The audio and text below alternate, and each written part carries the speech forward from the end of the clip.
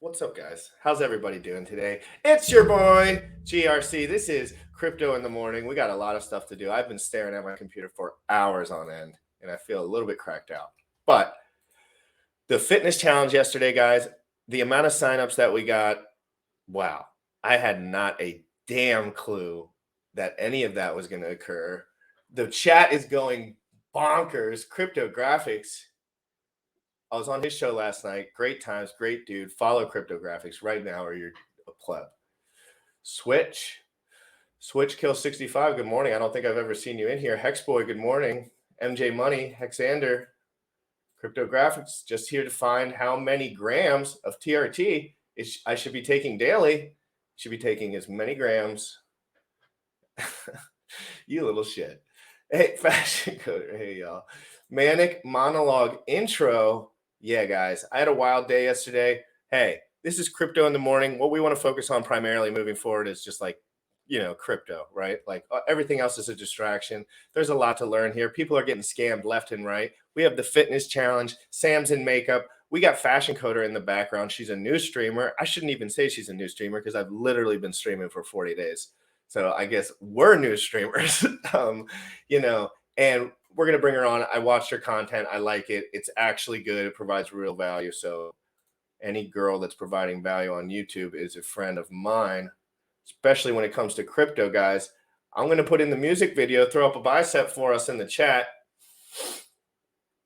Look at my freaking underarms. I look like a gorilla out of the freaking wild. Guys, it's your boy. We'll be back in a sec. Young folks, you tripping on them motherfucker. With your heart. With your heart. Bought my hex from the fucking start. Point one every day we mark. Bought my hex from the fucking start. Sacrificing all this bread like I'm Richard Hart. Got paid on big payday and I had a hairy start. Now I'm checking on my pulse just to check my heart. Bought my hex from the fucking start. Sacrificing all this bread like I'm Richard Hart. Got paid on big payday and I had a hairy start. Now I'm checking on my pulse just to check my heart. Checking my MetaMask moving. Look at the hex, he is mooning. Looking at wives they be choosing. Peter is why they be losing. Pull chains out and they'll get me a check. He's gas up and it got me a mess. Remember the times he died collect. Hex I been eating, I'm dying in the best. Getting this back like a year ago. Getting this pulsechain lingo. Swerving the ring like a Lambo. Getting this back like a year ago. Getting this pulsechain lingo. Swerving the ring like a Lambo. Bought my hex from the fucking start. Sacrificing all this bread like I'm Richard Hart. Got paid on big payday and I had a hairy start. Now I'm checking on my pulse just to check my heart. Bought my hex from the fucking start. Sacrificing all this bread like I'm Richard Hart. Got paid on big payday and I had a hairy start. Now I'm checking on my pulse just to check my heart. Richard Hart. Richard Hart. Richard Hart. Richard Hart.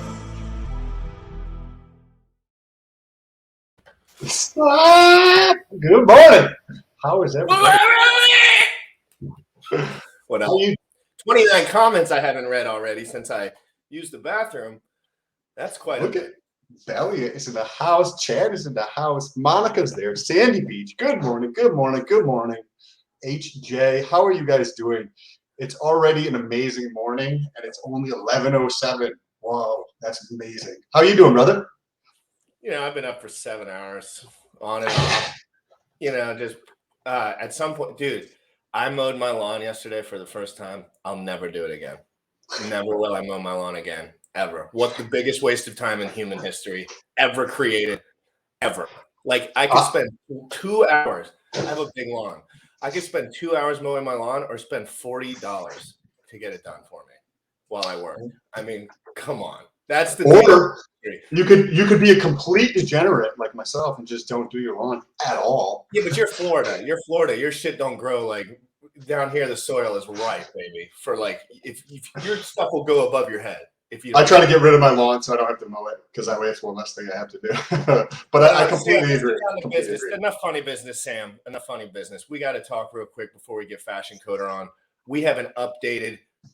We've been working tirelessly on the fitness challenge, or at least Bullish has, and I've been trying to 107. 107, right? We have 107 people signed up already. If you guys have not signed up, if you don't know about the crypto fitness challenge.com, you can go sign up. There's over 13K in hex given away to the winner. There's going to be 4 winners, only 3 prizes, only 3 people are getting prizes, but there's going to be 4 winners. If you want to improve your life, if you want to start today to improve the habits of your life, to improve your life forever in general, forever, go sign up. It's free. We're not getting any of the prizes. We're not doing. It's just fun. The prizes are more liquid hex than I have. And more hacks than I have in general, period. Yeah, like we don't. Like, we're just trying to do cool shit, guys. Like this is more of a movement to me than it is like, oh, how much money you have, how much money you have. Like if you have T-shares and you understand the T-share system and you're DCAing in, like you're gonna be fine. That's just the way it goes. But at the end of the day, we just want to provide value because we think this community is so awesome and we think this shit's going to the moon. So we want to be here for the ride, right? Like I want to be in the position to stream in front of everyone if this shit goes to the top level.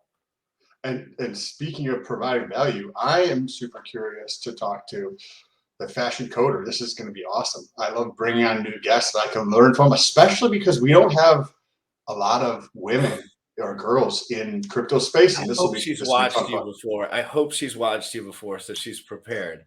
Because if you haven't had your coffee yet, Coder, he loves to ask questions. He's a serial truth seeker. But I'm gonna play this ad real quick, guys. Biceps in the chat real quick. I'm not moving until there's biceps in the chat before the ad. I have to rock back and forth because I can't get both of them in the screen at the same time. So we need some in the chat because you can put more than one in the chat. Update, guys.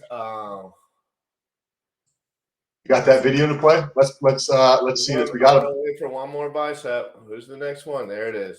Let's go.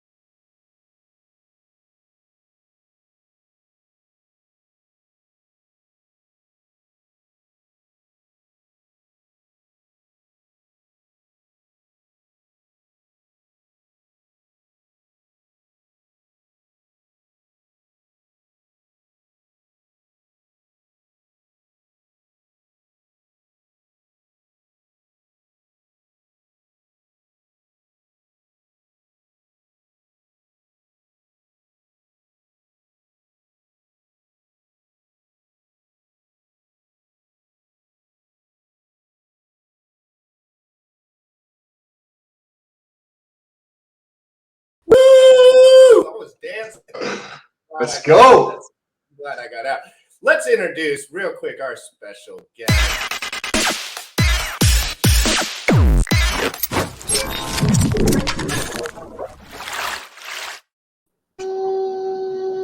Hey everyone. Hey, what's up? How you doing? Welcome to the show, Fashion Coder, everybody. Beautiful smile. How you doing today? I'm doing really good. It's 9:11 a.m. and so it's been a good day for me so far, even though it's still decently early. Where are you? Or well, you don't have to say where you're located. What country? She's 2 hours back. Yep, I'm 2 hours back Eastern Standard. Dope. Can you guys hear? Can you guys hear that sound? There's a dude drilling for the internet. There's the guy drilling here. If I'm not talking, I'll mute myself. Yes, because I thought I was about to have a little panic attack. I was like, I thought that was my shit. Anyway, Fashion Coder, amazing to meet you under, it's a little bit of a weird time in crypto, right? Like it's such a lull period that we're all kind of like trying to figure out what kind of content we want to make. And I feel like you went right over to like the testnet side of things, a little more technical for, like a little more technical, a little bit like here, this is what we do. Maybe like more evergreen content that people can go back to as well.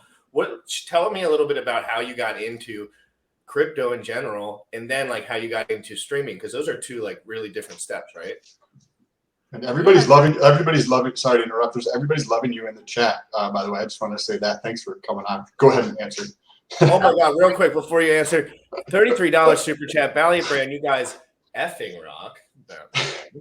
Thank you for the fitness challenge. My 3 older brothers are joining me. Everyone too with the challenge, dude. Your 3 brothers are joining. I'm sure they're Hexicans. If they're any have speak to you on any weekly basis, they probably are. But thank you so much, Brand. As always, your support in this community is incredible. Sorry about that. Go ahead.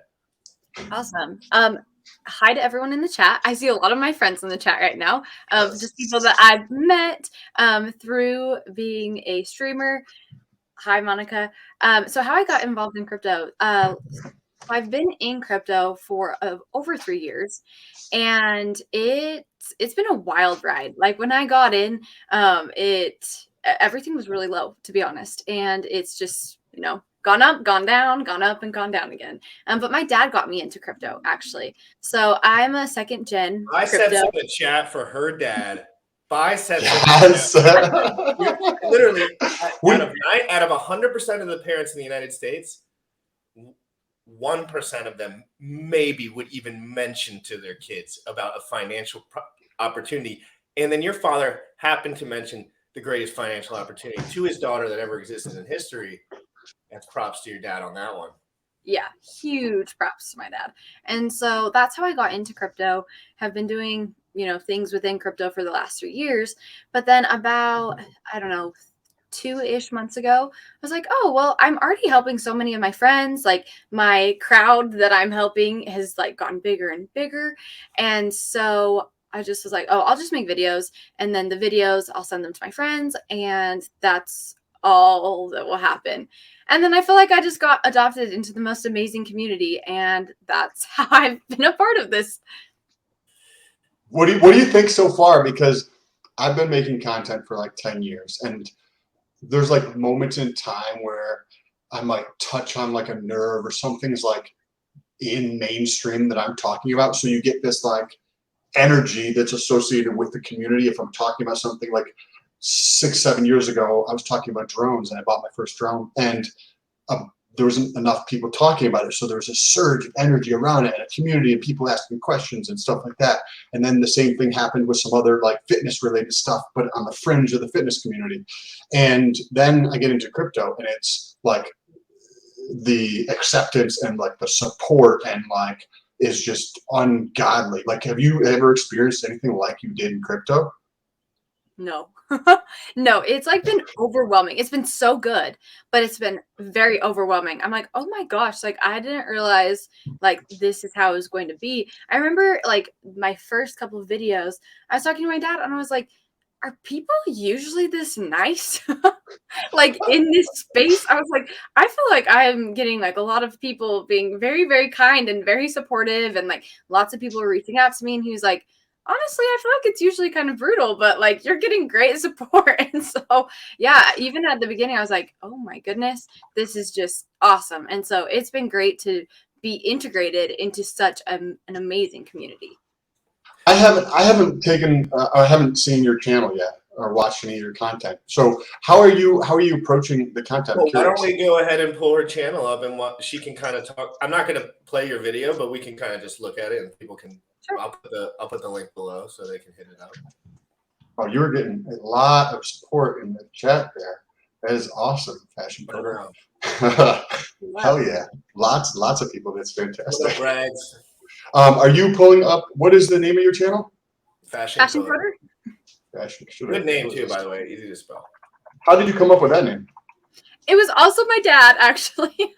Your dad's the goat, dude. Yeah, my dad's freaking awesome. But I used to be a software developer, and I also love clothes. So let me pull this up and great. It's a good name. That's a very good name for YouTube. Like, you know what I mean? Like, because if things happen, you can be comfortable with it too.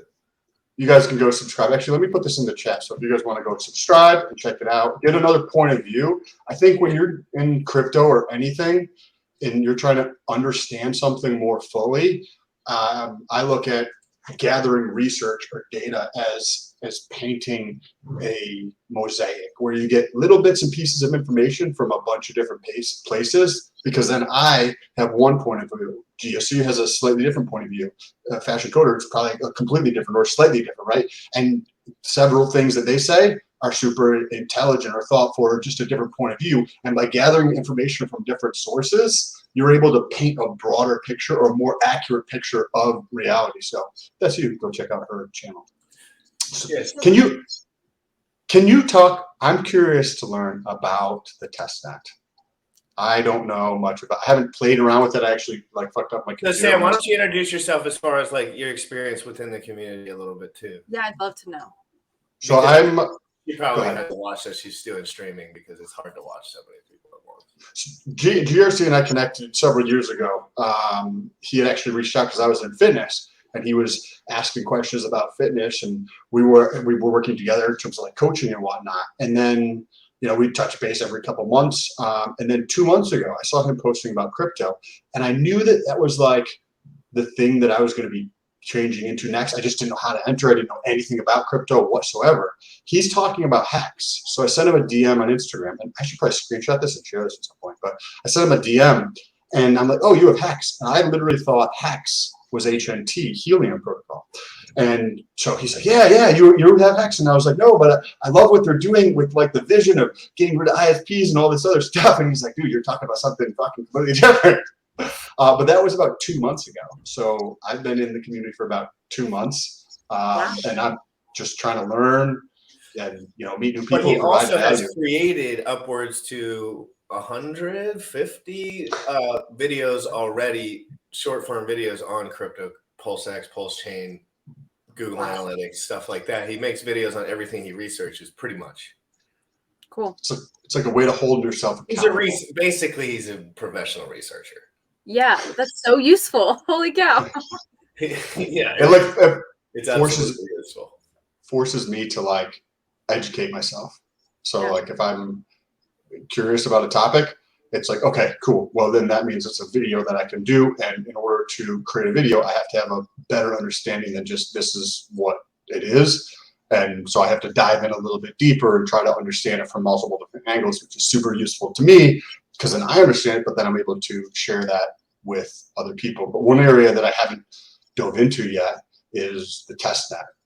And I'm curious to hear your thoughts on that. Have you played around with it? Are you actually going through and doing some swaps and all that kind of stuff? I also had questions. Yeah, she does videos on the testnet tutorial.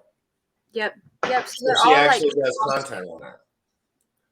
And she's a programmer, Sam. If you didn't hear me in the beginning, well, I don't know if you actually heard that.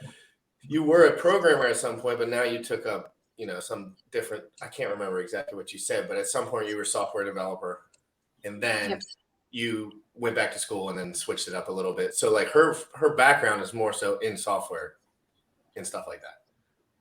So you probably have a different take on the testnet. Can you share that with us? Because I literally have. Any kind of. We want to know a little bit about what you know. Like we're kind of gym ratty around here. Like we want to know what's up. Can you tell? I don't know. Right? I've never guessed. Right? Yeah. So testnet's really cool. A bit of my background. So I was telling Jim Rat this earlier. So I used to be a software developer, but now I work more on the product side of tech. And so I still work for a tech company. I just do more like business with it now. And so I've had jobs where I was a software developer, and I've also done jobs where I did quality assurance. So I was going through and I was testing the product. So it's been really cool going through testnet because I do have that background where it's like, I'm used to going through and trying to find bugs in the code and in different websites. And so it's been fun going through all of testnet because it's like it's a playground, and there's so many different things that you can do within testnet that it's great to practice right now because all of your coins are test coins. So if you mess up, it's completely fine because it's monopoly. Yeah, exactly. And so it's been really cool. Pulsex and the functionalities within pulsex are really interesting. they were kind of hard for me to wrap my mind around, like farming, for example.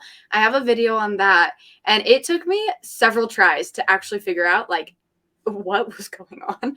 So explain, please. Like, I know about LP, but I don't know anything about farming. So Sam knows technically everything about liquidity providing. Like technically, like he understands how it works, but he's never used the test. So like, how do you like? Please. Yeah, so you create a liquidity pair. That's your first step. And then once you create the liquidity pair, you go into the farming function and you're able to, it reminds me kind of like a staking function. It's not the same thing, but it's the same like process to do it. So you just like allow for them to use your liquidity pair and then you go from there. So is when you say farming, is the farming the same thing as LP? I don't think so. That's a great question though, because I don't 100% understand the farming functionality. I know how to do it, but I don't understand the concepts of it fully. So if we go to, go to farms. Let's look at it. Oh wait, this is your video. Actually, let's. Hold on, 1 second. Can you guys hear this video? I can't. No, we cannot. Yeah, no. So hold on, Bullish. I can't hear the video.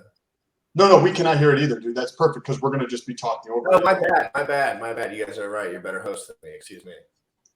So how do you get to? Let me figure out where to go to get to the test now. Hold on, and then I'll pull it up, and you can kind of like, hey Sam, click on that thing, click on this thing. Test now. I don't have a wallet loaded though, so it'll probably be limited. I can look it up too. Here. Okay, let me share this screen real quick. We can walk you through this because I think LP in terms of I was just chatting with somebody yesterday, maybe 2 days ago, a doc. They're in the medical field, right? So I don't know what they want to share, right? In the medical field, they saw some of the content I was putting out around providing liquidity because people are like scared of impermanent loss. But when you look at what impermanent loss is, it's an opportunity cost, right? So there's opportunity cost of everything. Like you taking the time to come on the show today is an opportunity cost for you to sit in bed and play with your thumbs, right? Like, you know what I mean? Like you could go to the gym, you could go for a walk. Like everything's an opportunity cost depending on how you look at it. It's just in certain cases, we decide to come up with fancy vernacular and call it something and then scare off half the people that could do it so that everybody who understands that can actually do it. And there's monumental like amounts of money you can make. So I had this guy, he put in 120 grand. He's like sharing the screen and stuff with me. Put in 120 grand. He's making 450 bucks a day, which is like, okay, 450 bucks a day is not that much money, but on an annualized basis, that's like 120%. 120 grand a year. It's 160. So he put in 120. He's going to more than double that to 280 and 285 almost by the time the year is over in 365 days. And the cool thing about crypto is that you can trade all year round. Not that we trade, but like other people do, right? So you can make money all day. You want to be obviously like you want to understand everything before you go in, right? Like between which transactions are taxable events and which ones are not, right? And when it comes to liquidity providing, as far as the pairs that you use, if you're using pairs that are strong, impermanent loss isn't really an issue if you believe that the coins will be around long term because you don't have to sell. Like PLS and PLSX, right? Like you don't like if you guys really truly believe that Pulse and PulseX will be around in the decade, which I do personally, then providing liquidity for something like that, impermanent loss isn't going to be as such an issue as if you're doing Pulse Doge to PRT, like you know what I mean, or whatever, like any other pair where it's just a little more risky. We don't know the future. You're not sure if it's going to be there in a year or two. That's when impermanent loss gets a little bit more like it could go to zero. So there is, I don't know where the comment is, but list Sout 193. Farming is just being incentivized to keep your liquidity on that particular exchange. So when I have the testnet up here, right? I thought there was also single-sided. What is your understanding or definition of like what farming is versus LP? Is there a difference or is it just different vernacular, but it's the same thing? So I think this may be wrong. That's okay. It's I okay. think it's the same thing. So you create the liquidity pair and then you allow for it to be farmed and then you get an incentive token from it being farmed. Right. So when you're doing the single-sided staking, you are gaining the PRT token in this in the so that's what I get confused about, right? I'm like, because I've never provided liquidity for Jackass in my entire life. So I Me don't neither. know. Yeah. So all of this is just we're just talking this channel, just so everyone knows, like just people that are new, like I've been in crypto for about a year and a half, but I've started studying it I guess professionally for like 4 months, 5 months, 6 months, maybe. So for me, it's like this is a learning channel, right? Like I'm learning as I go. I happen to be a good student and I enjoy learning. So I thought instead of me and Sam talking on the phone all day, going back and forth, now we have a comment section that helps us while we look up stuff. And it's much better and more. To talk to awesome people. We talk to awesome people and we get to connect. And like, really, we're all just learning together. We're not an authority on anything. We're just making sure that people don't get wrecked. Like those guys that on that link. FashionCoder, don't feel bad about like if you say something that could be incorrect, because we're not telling people to do anything that we're talking about, and I'm fucking wrong all the time. And people and there's pros in the chat, and they clear it up quick. So like somebody in the 68 people. So this is mine. Let me say what I know, so I can embarrass myself first. Okay. So like, when you do a single-sided staking pool, anyone can start a pool, right? Like that's what I heard. Like anyone can start a pool. It just seems like it's less risk because you're not doing as much and there's not as much action. Like it's way more straightforward when you're doing single-sided staking. You're gonna get a rate. You're gonna get paid out in whatever coin. I guess do you get paid out in the PRT token in that case too? I don't think so, right? Or do you? I think you are. Go ahead. So you get the incentive token plus fees, right? I think. Let's see. To yield farm, you pair 2 tokens in a smart contract and receive the LP token that presents your share in the pool. The amount of the 2 tokens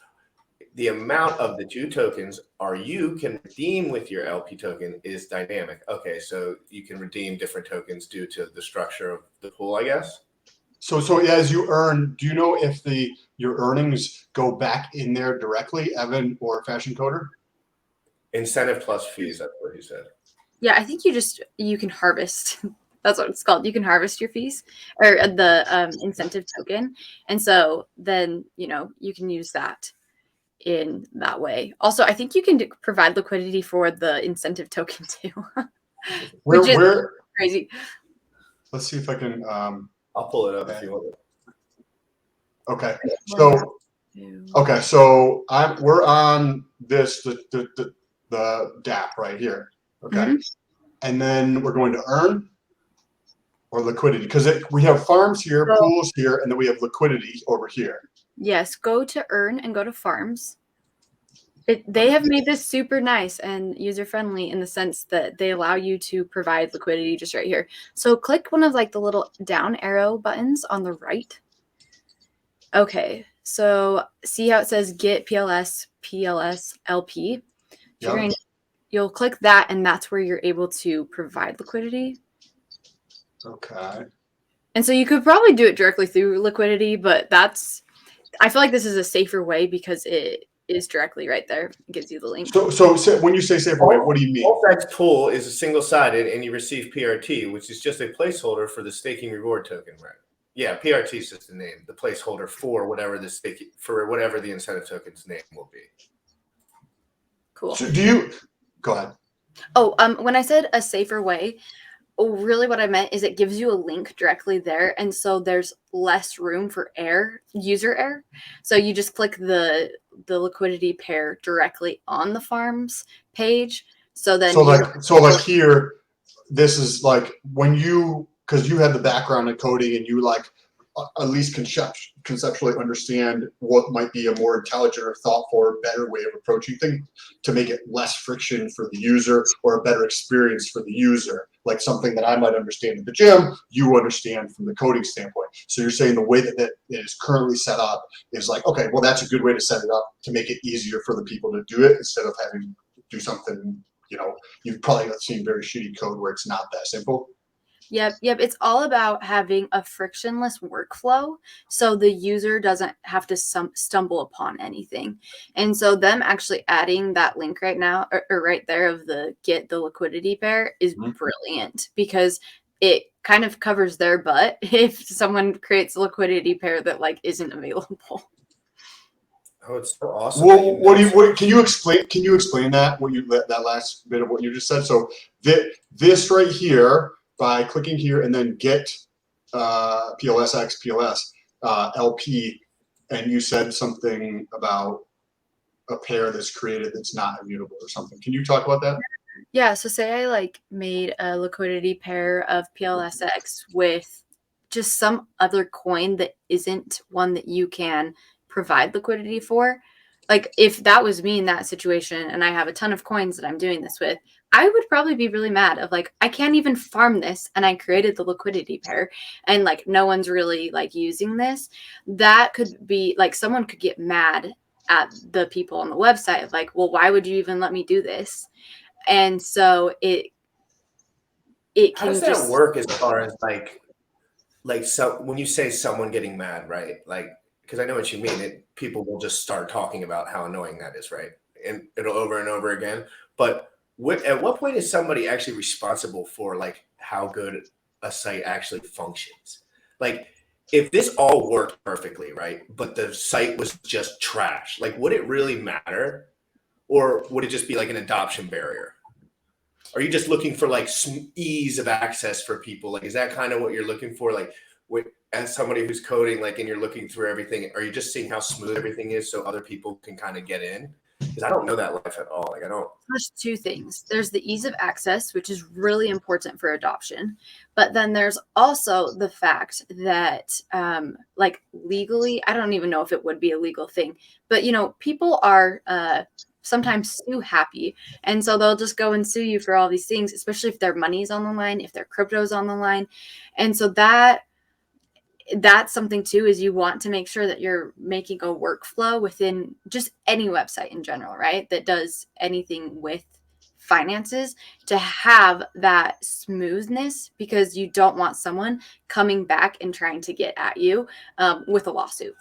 So the simpler it is, the less friction through the process of all directions within the site, you also are able to reduce litigation risk, is what it sounds like. Yep, exactly. And so it helps. And then also by having a smooth process throughout the workflow, it helps with bugs too. So you understand, and what a bug is just something that's like a stumbling point within the code that it either doesn't work or it is creating some other bad thing within the code or whatever it is. And so by having a frictionless workflow, you're able to go through and identify those bugs a lot easier, because you have every single use case. And when I say use case, it's like we have farming, we have pools, we have the trade function, the earn function, you go into those. And so if you see everything in its like own entity, that also really helps. Interesting. So with your experience in QA, what did you find any cool, you're like, oh, this shit's fucked up, or like what? Because like when I read a lot, and one of the things that I notice in even textbooks or I read like research papers for fun, and I noticed in research papers, I was like, oh, they messed up a spelling thing here, and it's like these 7 PhDs, right? Like I'm noticing grammatical errors. So what did you see? Did you find any cool things where you're like, oh, this is wrong, or even if it's just the verbiage on the page? Yeah, so it's really interesting what people put in their website like code. So it's HTML. People also, sorry, the garbage truck is here right now and my roommate's dog's barking. You're good. But like people will put passwords, people will put like personal information. It's crazy. And it's like you work for a company and you're like putting these things within like the website text. So on that, sorry, HTML. Yeah. So like, you're noobs, right? We're like, okay, we see a web page, like we have no idea how to do or look at any of the things you're talking about. But what you're saying is there's a way to actually look at the code of a web page that you look up. And when you look at that code, people are like, let me put my password for this fucking shit in here. Wow. Yeah, so it's crazy. Like, so I'm on a MacBook right now, and I just do like the 2-finger click, and there's an inspect. If you're on PC, you just right click and you go to inspect, and you're able to see the website code in HTML and CSS, which are 2 different languages. They work together though. So CSS is the styling, HTML is just the code, and different companies can have like a back-end code to it, but you can go on any website and inspect the code. And so sometimes like I'll be looking at something, I'll be like, oh, I really like how that button looks, or I really like how this like sidebar looks. So I'll just go in and inspect it, and then I'll see the code that they have behind it. I'm like, oh, well, that's what they use. Like I could use that on like one of my websites or something. And so it's crazy. Like you can go in and look at people's websites. God. I tried to share it so people could see the screen here, but it doesn't actually share the inspect thing. Oh. And it's just a bunch of gibberish. Like you wouldn't actually know what you're actually looking at unless like it's on the side of that screen there, but I am unable to share that. Oh, yeah. There it is. Perfect. Yep. This is so, on the right side where it says styles, that's where it like has all the different like on the far right tab column thing. That shows like what like height the line is and the margin and the color of the text and just all different things. Yeah, and then you can go in and you can like look through every single line. And so a lot of the code is hidden though. Like the backend code is typically hidden. So, you know. What is backend code? And by the way, I apologize. You probably were not expecting to get interrupted so many times in 25 minutes from TRC. You're good. I'm happy to go through this. I love stuff like this. This is actually why I got into coding. Yeah, this is amazing. So cool. This is incredible information. Yeah. I've never heard this before. I mean, I know it might be stupid. I might be stupid for saying that, but like I ain't never messed with this side of anything at all. I do know like the front end and the back end. Like I understand like the front end would just be like what is presented to the user, and then once you click into the website, like it's going to be more so. HJ says she's a fucking beast. Yeah, she's great. This is why we like to have smarter people than us on the show, so we can learn from them. We'll take pictures of our meals. The color of the text. But yeah, so backend is like the databases and how the data that's within a certain database for a company flows through different like APIs and how it like gets from the back end, so the database, to the front end. So like right here, see how we have like those prices as well as the price changes and the volumes. So those things could be set within the database, and that has to go to the back end and grab those numbers from the database, but then it has to flow through the entire program and software to be able to be displayed. So question on it. So the database would be like a piece that would be private that you couldn't look at the code, but the path it goes through to get to the visual that everybody sees is visible. Is that accurate way of thinking about it? Yeah, I think that's good. What part is that you said? You'll learn how websites are hacked. I don't know what that means, but that might be a good tip if anyone knows what that means. That's a great idea. That's my friend actually from he's 100% anonymous, but from way back in my life. And I had no idea until he messaged me. He was always in the chat, but until he messaged me, I had no idea. So when you look at code, that's awesome. What's up to GRC's friend from the past? How you doing? FashionCoder. When you look at this, so are you like look at code on every page to see if you can find stuff that's messed up, or how do you like? What is the process of like a QA? Yeah. So it's trying to do every single thing that there is on a website in the most obscure way. So it's like, so, you know, you can go through, if you watch my tutorials, I do not do anything in like weird ways. I try to do it in the simplest way possible, because that's like the best way to learn, right? Is to go from like point A to point B in the easiest way. So that's all my videos. I don't go through and I'm like, okay, let's try and break this. But on my own time, I've been trying to go through and be like, okay, well, what if someone like did this and then they like left something open and didn't finish like a transaction or something, and then they try and do a transaction over here, like will it will let me do that. So it's trying to think of like, how would someone in the sense of like someone who's trying to access a vulnerable point in the website, how would they do that? And so since I'm new to the website, you know, like I'm not one of their testers, I'm not a part of their team or anything, I'm like, I'm going to try and do this myself. And so it's been fun. I really haven't found anything. They have really been good at what they've put out, and they've even had iterations. I've been able to tell throughout like testnet. I've seen them like change one or two things. I'm like, oh my gosh, I know, like I saw that beforehand. So that testnet, the sacrifice checker switched today. I saw that. Oh, Everyone was tweeting that out. So another update actually launched where they updated the sacrifice checker, because I looked at it this morning and it was updated. So V2 versus V2.5, right? Or 2.5, each, even though it's 2.5 version for the testnet, it's sitting at 2.5. That's referencing something else, but you're seeing the front end actually changing. Is that what you're saying? yeah. And so like, you know, sometimes things will change in the back end and you don't really see it in the front end. But every once in a while, something will change in the front end. I'm like, oh, I got that. We can get good at this stuff too, Sam.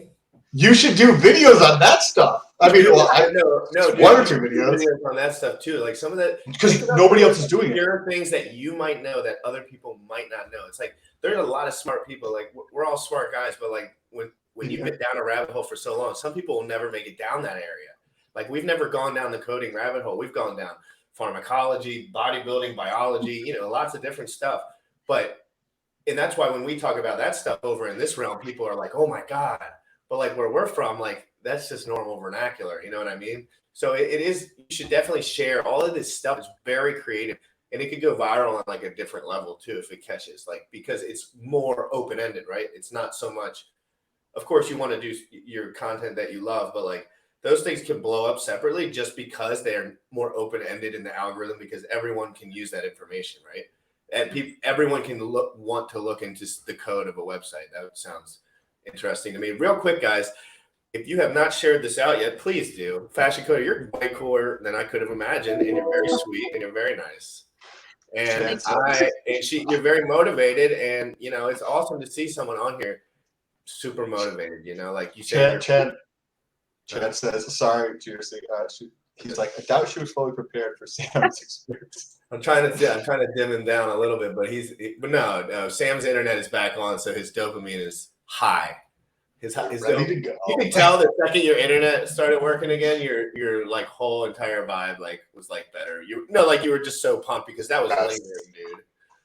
That was not good at all. So cool. You said you haven't really found anything, but does that mean you have found something, or you haven't, or all you're just seeing is those changes that they're making?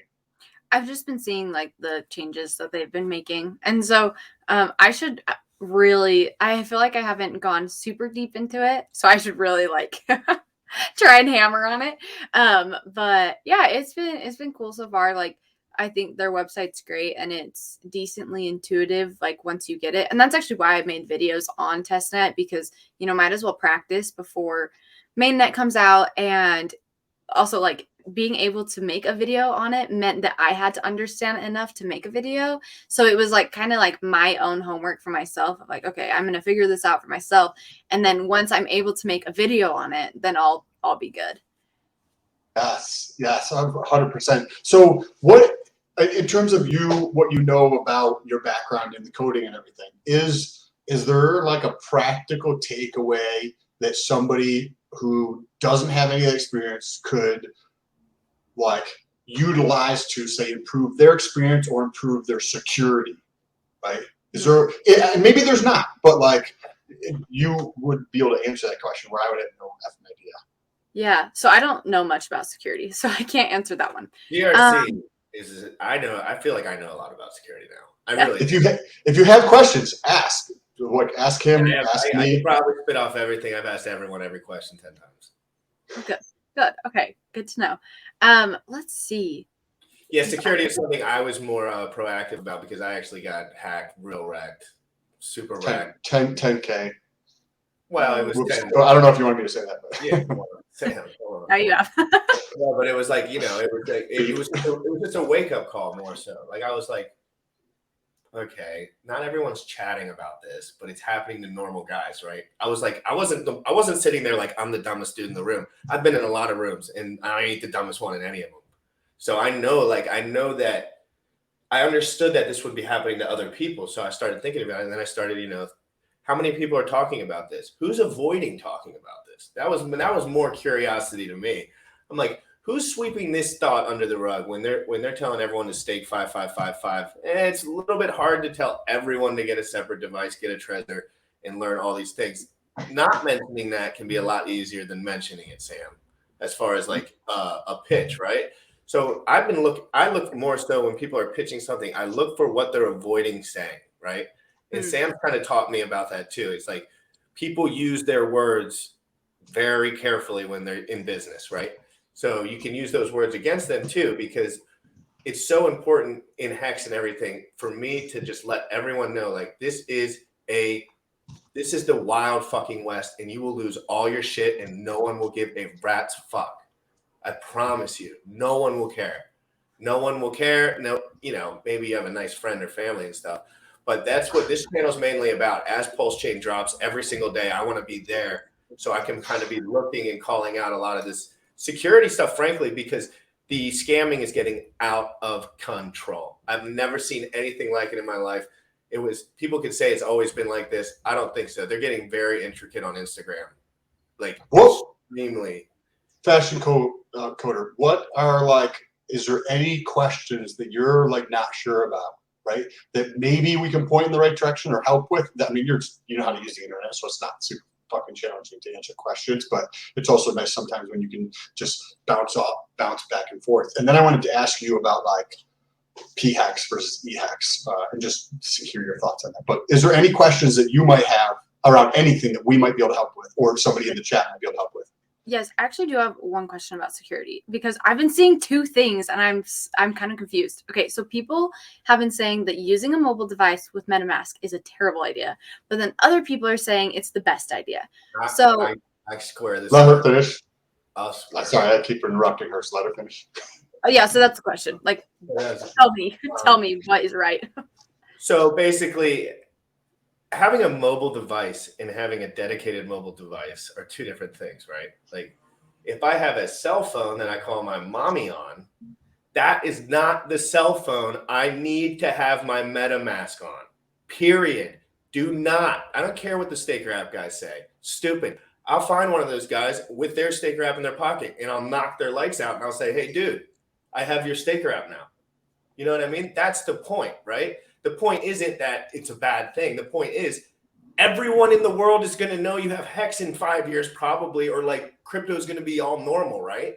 So why, when you could lose your phone, drop it in the gutter, anything could happen, and then someone could just tell you, open the thing up or I'll and then send it to me.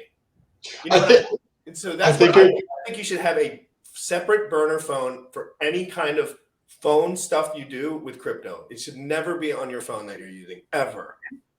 But I think it varies, right? So with everything, there's nuance involved. So having MetaMask on your phone, not necessarily a bad thing, right? But somebody could get into your phone and a friend, when you have it on the desk, and hey, can I make a quick phone call, right? It's possible that somebody could use your phone, right? Well, the other side of that, or the more nuanced side, would be would you want to keep stakes on there? Would you want to keep the big portion of your bag on there, or things like that? And having it on your phone to be hey, dude, showing one of your friends how things might be, right? Because we're excited about this. We talk to people about it. Yeah. So I have MetaMask on my phone, but I don't have it. I got $20 there, but I have a stake that's separate. And what GRC was saying, on a completely separate device. So that's not connect. I don't use it for anything else. Which I don't want my stakes on my phone. Yeah. Because then if that gets compromised or somebody gets my phone or something, right? I also don't want to use this computer for doing crypto stuff, right? So I'll use a separate computer completely. But maybe I have MetaMask on here with a tiny bit of money just so I can play around with the test net or like do videos on it or something like that, right? But the bigger portion is just completely separate device that nobody knows about or anything like that. Is that helpful though? Yes, that is totally helpful. Yeah, because I've been like, I don't know. Okay. I promise you, if you just sit down in the morning with your a crypto laptop is cheaper than a cell phone, guys. So, whatever anyone says, you need a $200, $300 Asus laptop, brand new, clear it, and that's your crypto computer. Don't use it for anything else. Period. Just do it. If you have over 20 grand in crypto and you're not doing that, you're stupid. You need to do that right now. Like you have to find. Wait, so what's it called?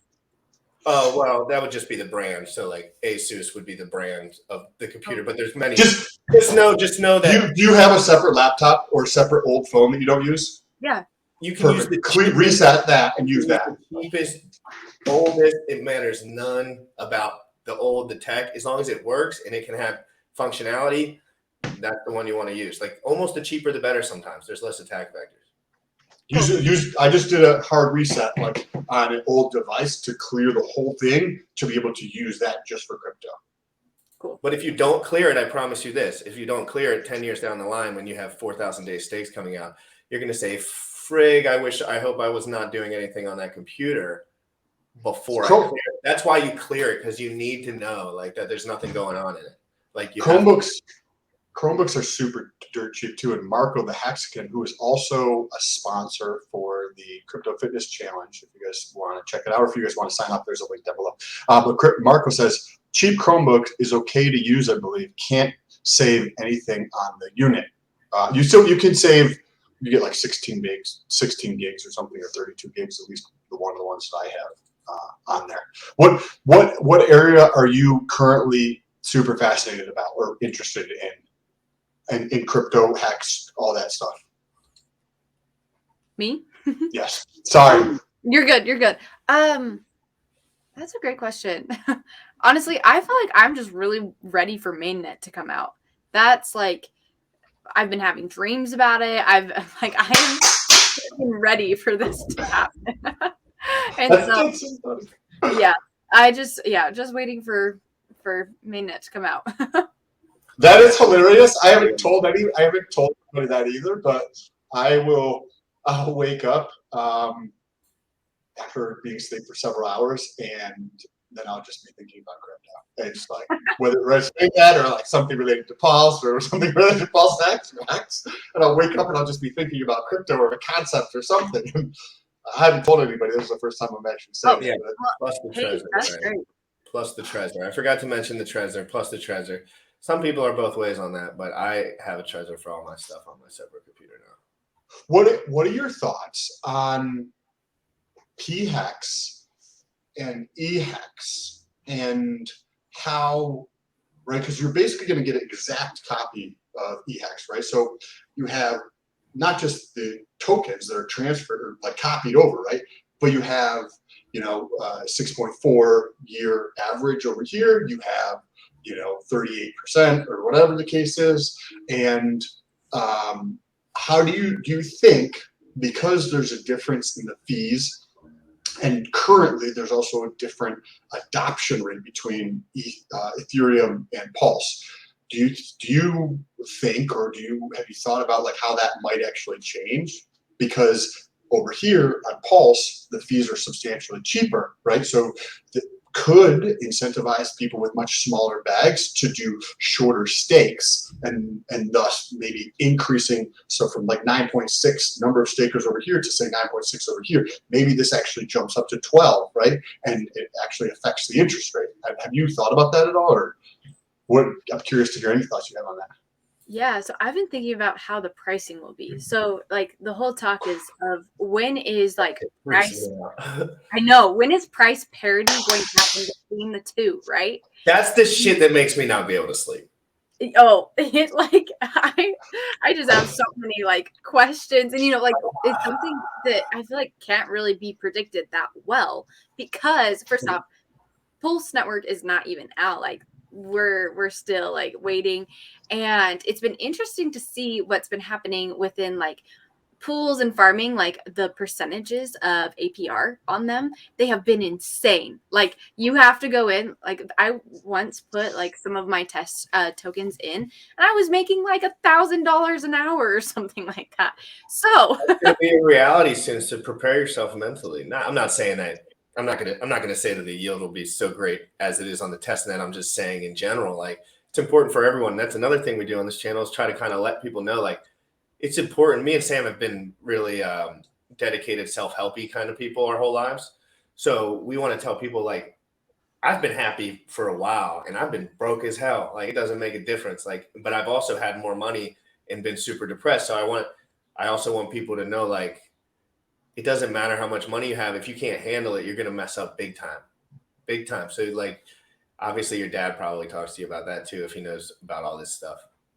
oh yeah, he's literally been texting me during this video of like, this is tell Dad we say what's up and he's awesome. I will. He Dad, had he's the to drop freaking out of the live stream, but he was here at one point. That's awesome. That's really, really, really cool. It's awesome. My family watches as well. I tell them not to comment though. Because they'll hear something crazy. So talk about price parity. What are your thoughts on that?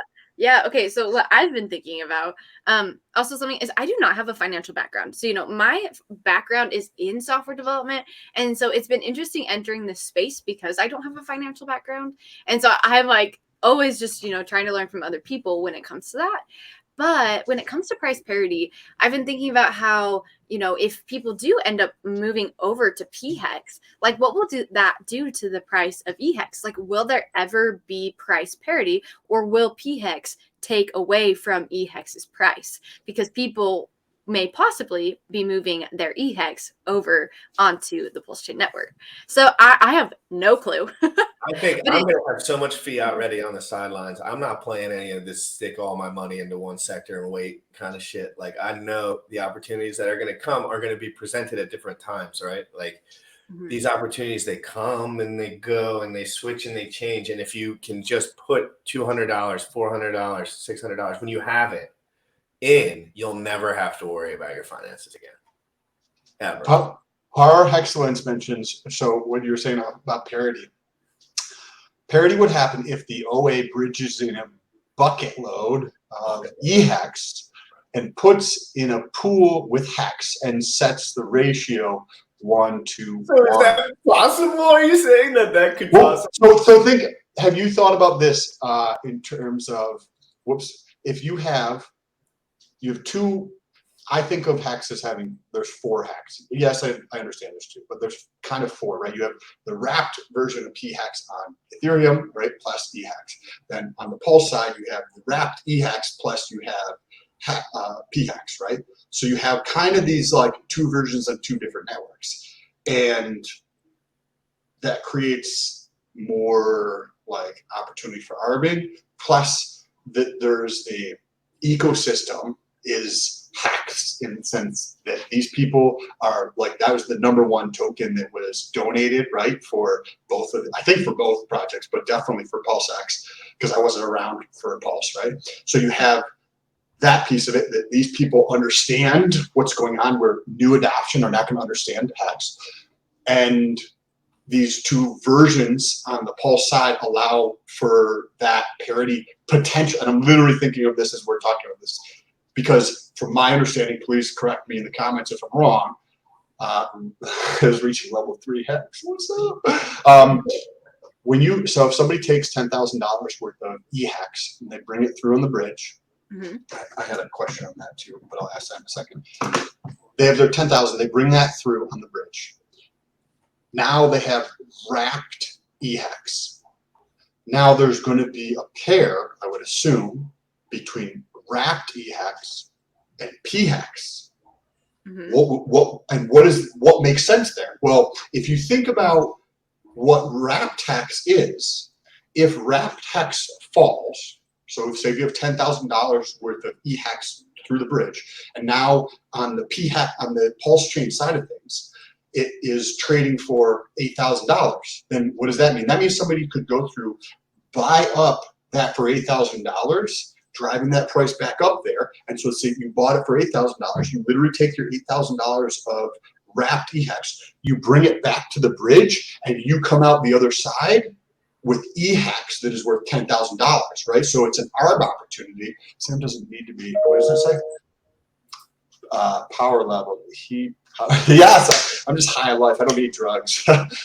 So in the one sense, the wrapped hex, the wrapped EHEX on pulse side could be like the thing that sits parity closest, right? But then there's going to be that switch between wrapped EHEX and PHEX, right? Hopefully you're following some of that, but I don't know. That's my thoughts on that. What are your, you know what I mean? Because that, I think the wrapped is definitely going to sit at a higher level because you can take that and you can arb it out if you want to, right? Yeah. Where the PHEX is not necessarily going to be the case. So what are your thoughts on that? I have literally not even thought about that. And so that's very interesting. Yeah. Good job. Like mind blown. No, that's awesome. I think everyone's mind was blown when he started going into that a little bit. Like, I mean, it just depends if, like, technically they count them as 4 separate coins, which I think technically they do. Right. Well, what do you, if you have wrapped EHEX on pulse, what do you can't fucking do anything with it. So it's a derivative basically of EHEX. So it has to have some, it's going to hold value, because if it was $5,000, I would just go buy $5,000, bring it to the bridge to extract in the other direction to go onto Ethereum.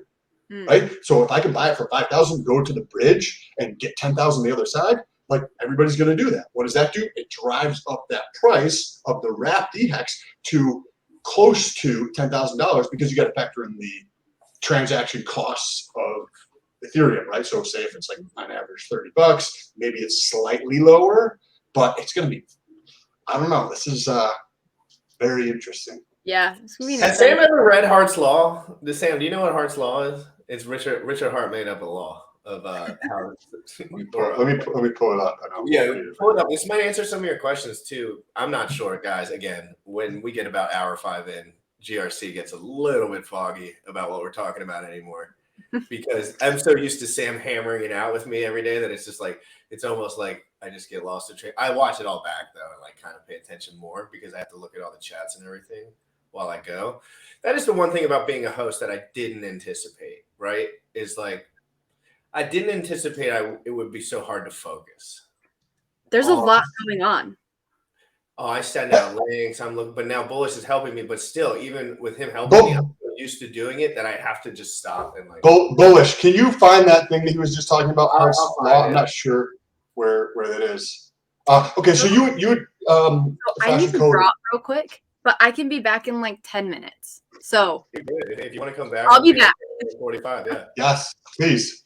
Awesome. See you guys soon. Talk a little bit. Yep, talking a little bit. That's fascinating. That the inspect code stuff and all that kind of stuff is just like a foreign. It's like a foreign concept. Let's reset our brains for a second. Let me reset. Okay. If I'm gonna read some of these comments. If price is nearly the same and you provide liquidity with EHEX, PHEX, so I'm assuming that's wrapped, right? Because EHEX is not, it's going to have to be wrapped, right? Then you have less chance of impermanent loss if you assume that the prices are going to wrap. But impermanent loss is just opportunity cost, right? Do you want your money now, or do you want to like stake it in the future, right? You're still going to have that. So I don't think I have the same point of view on impermanent loss as like other people.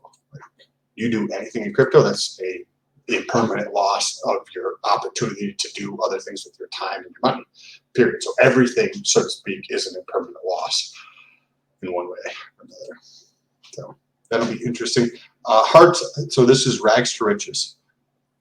Hart's Law will come true because Hart will make it come true. Basically, this is like the liquidity that's bonded to the pairs is responsible for the price action, right? Like, so whatever. So basically, he says Hex is bonded to USDC primarily for Hex is primarily backed by USDC, but Bitcoin is primarily backed by Ethereum, or as far as the liquidity. So he was say that. Sorry, say that again. he's saying because the liquidity of Bitcoin and Ethereum are bonded to something different than Hex, the price action therefore is not as connected as if it was backed by the same thing. I think I can't remember what the exact verbiage is, but it's a quick little statement. Can someone say the freaking little one-liner like he used to say it all the time? I'm gonna pull it up. How about his YouTube? Pull it up. Cool. You pull up. Monica, what's you guys would know in the chat? I'm gonna point it. Here, I'm pulling it up right now. I got it. It's already playing. This might be it. Price movements with interchangeable assets are bonded by their liquidity in their pair. Bitcoin all move up. Share that when you're done. Highest preferred prices put together. They have the liquidity pair. This is Bitcoin all move up and down at the same time, which is how I invented Hart's law. So it's playing double. The prices of things that trade against each other tend to move with each other because they're bonded by the liquidity in their trading pairs. And so because you can exchange Bitcoin for Ethereum, if Bitcoin goes up, Ethereum goes up. Why? Because you can exchange it whenever you want for the thing that just went up in price. And so when you see Bitcoins going up, it pulls the whole crypto market up with it usually. Why? Because a lot of things have trading pairs against Bitcoin and they move up together. So understanding that there's not some like galaxy brain mastermind kind of thing that says, oh, these are similar products, so they should both go up in value at the same time. Like my old model that my brain thought was like, I don't know why all these things move up and down together. There must be someone that thinks that they should be similar to each other, and therefore there's like some bot somewhere bidding them up at the same time. But it's just not true. That's not the case. Like they move together because they're bonded by the liquidity in their pairs. And so that discovery is something that I think I invented and popularized and like it enough and is important enough discovery to have named it Hart's Law. So I'm very proud of it. Yeah. So it sounds like just what happens in traditional finance. Like if everything's moving in one direction, it's correlated, right? Like it doesn't. I mean, to me, when he's describing this thing he calls Hart's Law, it's like when one thing goes up, it lifts boats in opposite assets, right? Like, yeah, that tends to be what happens in reality, right? Yeah, so basically it seems like if the assets are tradable within each other, right? If the assets are tradable within each other, then by definition, people and bots and all the limit orders and everything will, you know what I mean? By definition, they'll be bonded together because people are trading in between them. If somebody sees Bitcoin going down 20% and Ethereum going up 10%, they're going to switch all their Bitcoin for Ethereum. And then vice versa, right? But the same thing happens like in the stock market, right? Yeah, 100%. Literally Bitcoin and Ethereum are 100% directly correlated to the stock market. Yeah, but like if you have anything that is tradable, anything. Yeah, no, 100%. If they all are correlated. 100%. But that's what he's talking. To me, I'm like, okay, yeah. Some go up faster than others, right? Some go up faster than others. Some go up faster than others, right? So it's like which asset. You measure correlation on like 0 to 1. You can technically go past 1, right? But which just means that like if Bitcoin went up by $1, then Ethereum goes up by $1. That's a correlation of 1, right? You could have, a correlation of 2, meaning Bitcoin goes up by 1, Ethereum goes up by 2, right? And then you can like do different things to add leverage so that this kind of things happens. But go ahead. Other comments I'd love to read out when you're done. Okay. What happens is like there's some correlation in markets between 0 and 1 for most assets, independent of the asset, right? And when directional happen, like you have these ebb and flows in markets. So when things are going up, everything's going up, right? When things are going down, everything's going down. In general, not 100%, but in general. So that type of stuff has been documented that people use this for trading purposes, legacy finance. It's like the same type of thing, and you would expect the same type of thing to hold true in crypto. If the gargantuan, gorilla in the house, Bitcoin, $900 billion, market cap is increasing, it's going to lift everything else just because they're all correlated to a degree positively, right? So you have positive correlation and negative correlation. The idea that I've seen people put out, which it doesn't appear to be the case at all, is people say that there's a negative correlation between Bitcoin and Hex, which is not true. It's positive correlation.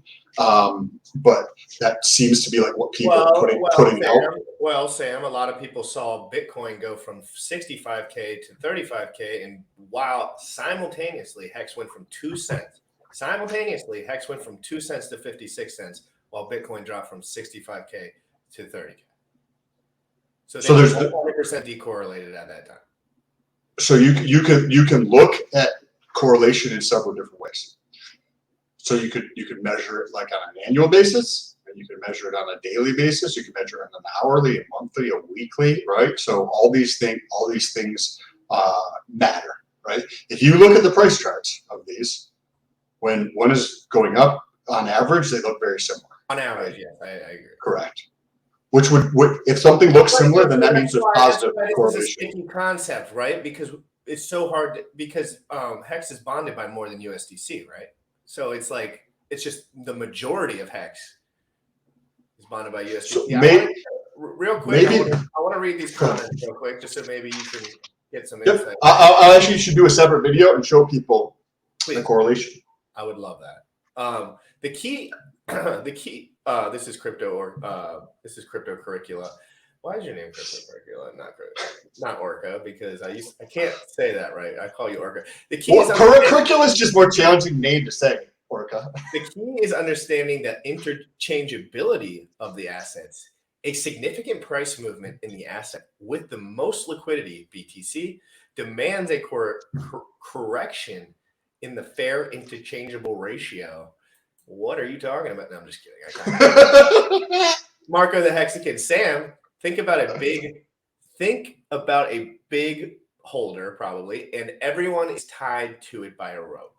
And if you push it off the cliff, they all fall off the cliff with it. But at their own pace, depending on how big the pair is. Yeah, that makes a lot of sense to me, Marco. Thank you. The more liquidity, the more correlation. Guys, awesome stuff. In legacy, the equivalent would be closer to QT measures, quarter measures taken by the Fed, causing BlackRock and Vanguard to withdraw capital from the index. It's not an identical mechanism, just similar. Yeah, because we're not talking about a DEX in that. I think the only major difference when we get into crypto is we're talking about DEXs. Would be a decentralized exchange, and that's going to be what changes. Guys, real quick, I'm going to run this promo video, and then I'm going to have FashionCoder back on. She's in makeup right now, so we are going to run this awesome video. Biceps in the chat, guys. Thank you for everyone who signed up for the fitness challenge. Like I'm super stoked. I don't even know what world I'm living in anymore. It's just like a brand new world to me. Like fitness challenge, crypto every day. I was working like a slave for fucking 8 years straight. Not saying that everyone does it, but like, wow, my life has changed. Guys, let's run this promo video. Good times all around. Boom.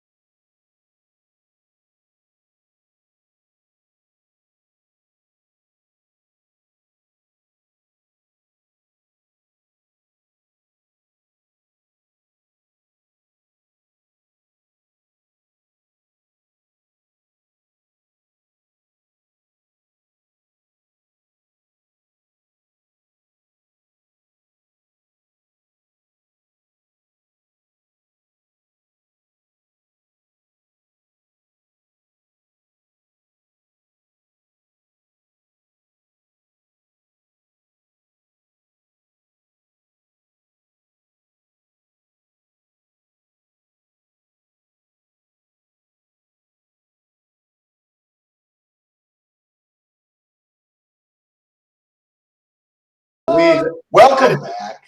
That is a Thank banger. you. Sorry about that. Little cutout for me. You're good. But before you were leaving, you were talking about how you were farming or staking or something, and you were earning $1,000 a day, or just 1,000%, or I don't know. Can you talk more about that? Because that was interesting. Because I want to do that and pay my mortgage. Yeah. So I mean, of course, it was all test stuff, right? And so it wasn't something that's going to. I mean, it might happen, right? Who knows? It's gonna happen, and it's gonna be way more. I mean, we can hope, right? Like, even just seeing those rewards, I was like, this is like all my test stuff, but this is awesome. And so my family actually has a competition. This is just a side note, a competition to see who can get the highest APR. And so we're all I gotta going meet your family and give them handshakes all around the FashionCoder family. Her family sounds awesome. That family in crypto history. Oh yeah, the crypto fam, honestly. Dude, I love that. But yeah, so that's like what our competition's going to be. So if you guys get like a super high APR, like screenshot it, send it to me, because you can be in the competition too. Let's go, guys. Oh, That's some incentive to get on the testnet. Yeah, exactly. And that's why, like, that's why I film the videos, is to be able to have a resource to be able to practice testnet. So then, you know what you're doing, where you can even see where the APR is, like that percentage. And so that's what I am totally recommending is go and practice on testnet. I'm actually going to release a video either today or tomorrow about the things that you should do before testnet, how to prepare for testnet. And that's actually going to be one of the things on the list. So good job. You're doing so Sam, good. you need to make sure that you practice on testnet. No, I have a laptop that I did a hard reset on it, and it effed it up so that I am not actually able to load Windows back on it. So I have to just figure out how to get another free copy of Windows to be able to put that on there. And F's in the chat for Sam's laptop. I told him to do the hard reset, broke the thing. I was like, Sam, got to do the hard reset. He's like, all right, man, I got it. Then it's like, won't turn back on. I was like, sorry. I was like, I got to go to the gym. No. He stopped picking up my phone calls after that. He's like, But guys, and this is a really good episode, guys. I'm so excited. Like, it's so good that we're at the bottom of a bear market and everyone in the Hex community is so calm, right? Because we don't care about, on this show, we don't really care about short-term price action at all. Like, I don't look up short-term price action really ever. Never have on this show. I want to, Hex Squid says install Linux. I have no idea how to do that, but I would be open to doing it. DM him with any suggestions you guys have about all that S. And by the way, my Twitter's down below. I do have the intention of answering all the messages on Twitter today. I know that it's a big opportunity for me to respond to messages faster. I understand that. It's definitely something I'm working on. But this question is for FashionCoder. On the testnet. So let me pull this up here. And we're on the testnet here. Whoops. Can you pull it up for me again? Okay. So we're here. I come over here to farms, right? And I see 5 options, but I'm like, hey, I don't want to do these ones. What other how do I find other pairs than just 5 of these, right?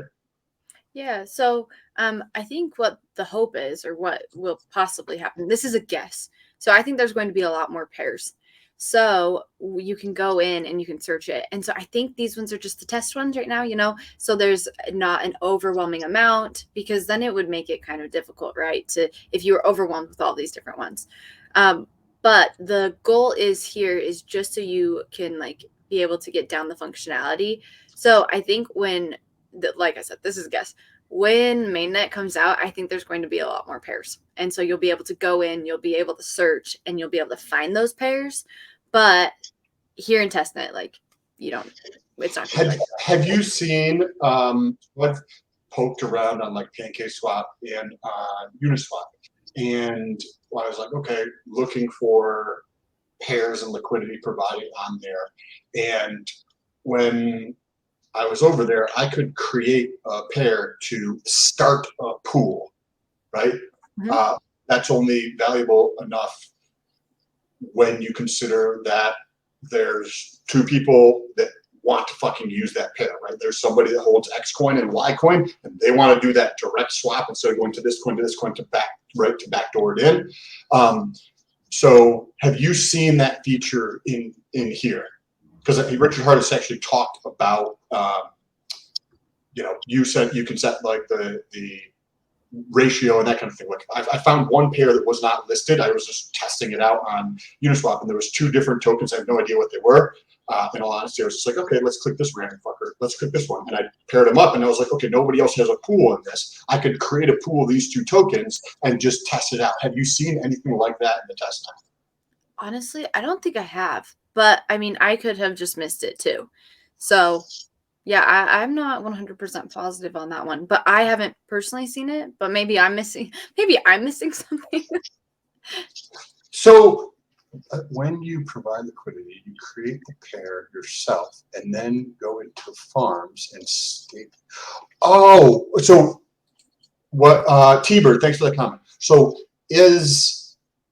you provide liquidity in, pulsex or pulsex, right? And then by providing liquidity there, you earn the incentive token, and then you take the incentive token to the farm to earn additional yield. So let's see. So right there, see where it says the INC earned. Once you let's see. Once you put in that pulsex pulse liquidity pair, then you are going to be What is INC? Do you know?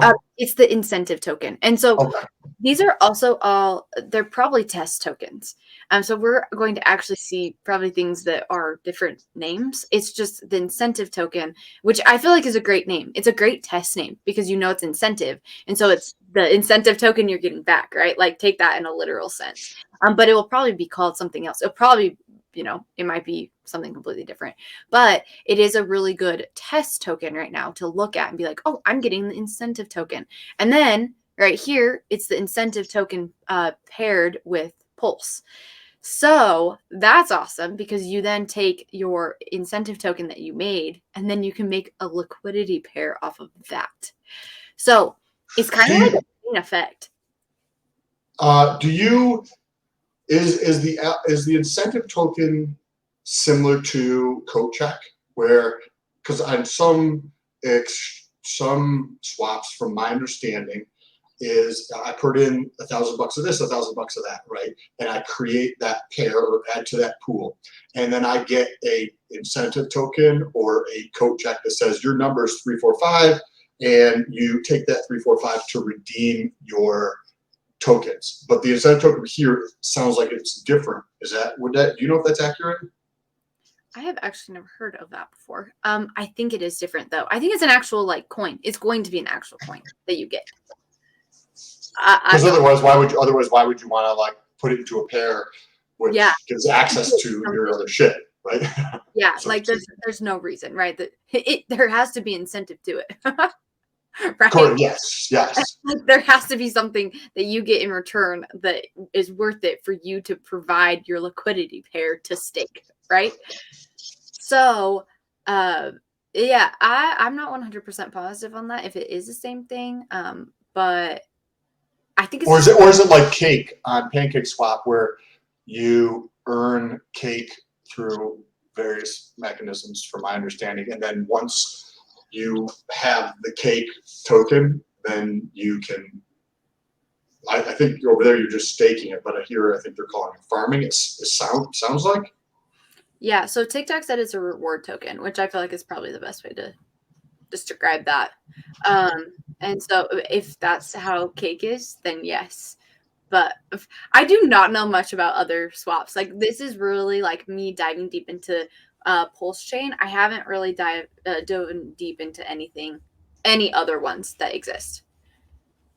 Okay, and this is fascinating because I haven't been in there at all or tested anything, and I'm super stoked for when this comes out. I would love to be able to just earn enough to actually pay the mortgage through farming kind of thing, or providing LP, right?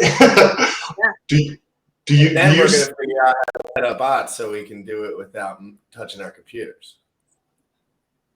That's the goal. That's the goal. That's the real goal. The real goal is that I can do this from my computer without leaving my bed. Are you going to continue to, or do you see yourself transitioning away from the current job you're in and focusing more on the online stuff? You're currently doing online stuff. It's just for a company.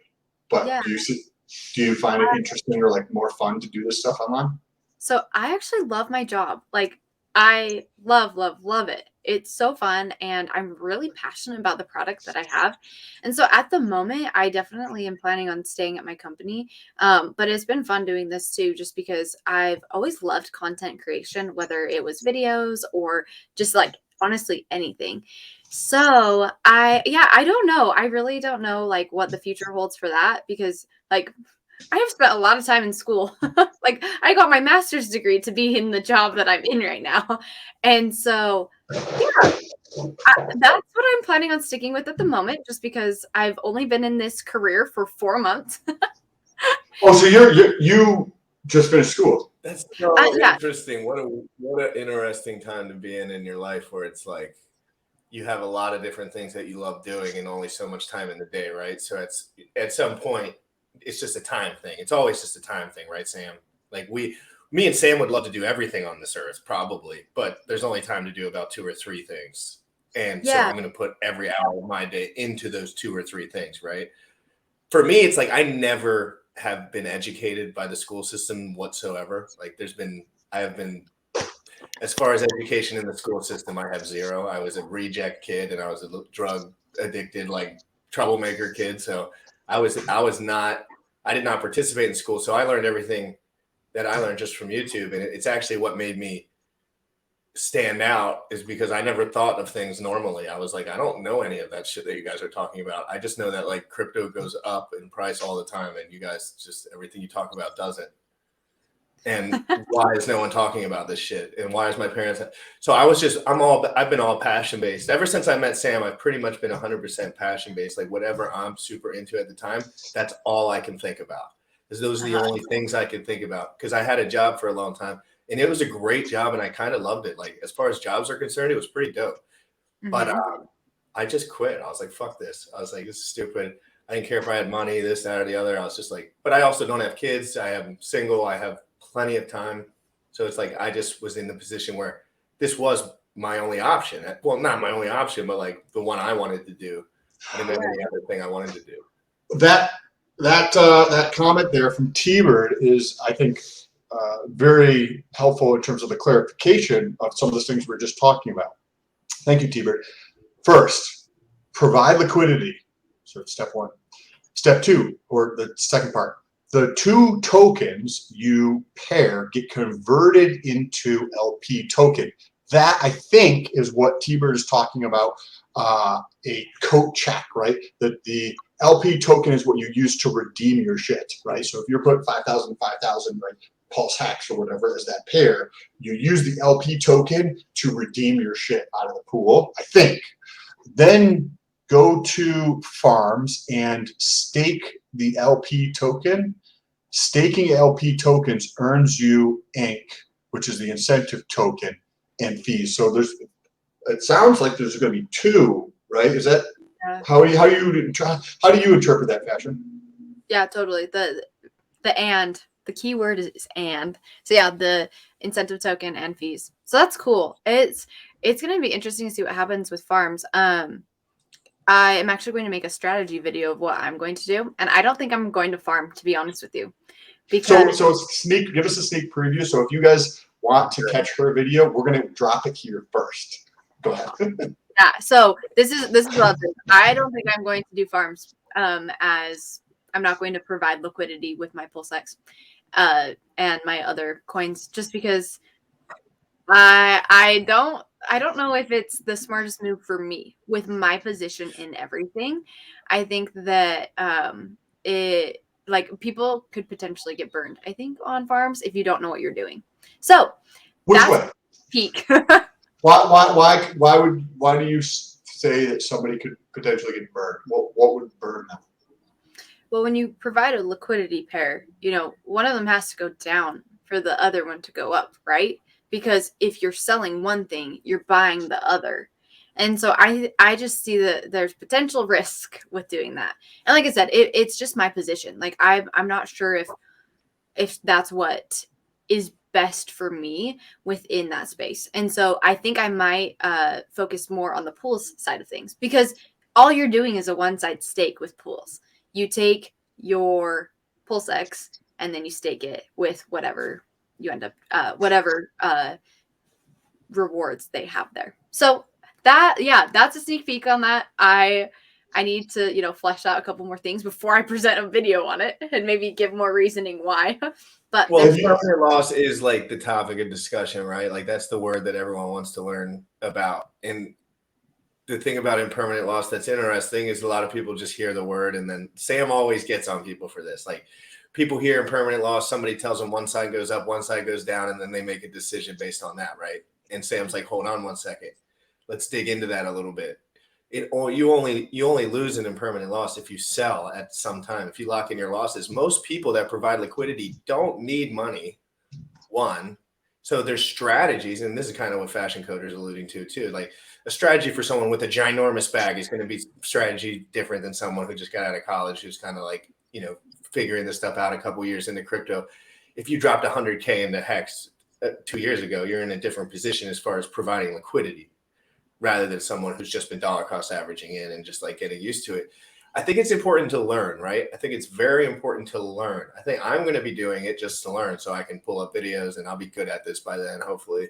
So I'll but I need, as a content creator, I want to be able to like move through everything, but it's just with a small amount of my money. As far as the reason I think people don't want to do it generally is because it's just a lot more to look at. It's a lot more to look at and a lot more to click on. And I think it's just annoying to people when like there's an opportunity similar-ish. When like Sam's like, man, we could get like another 20% here, 30% here, 40% here, where some people Under might, 100.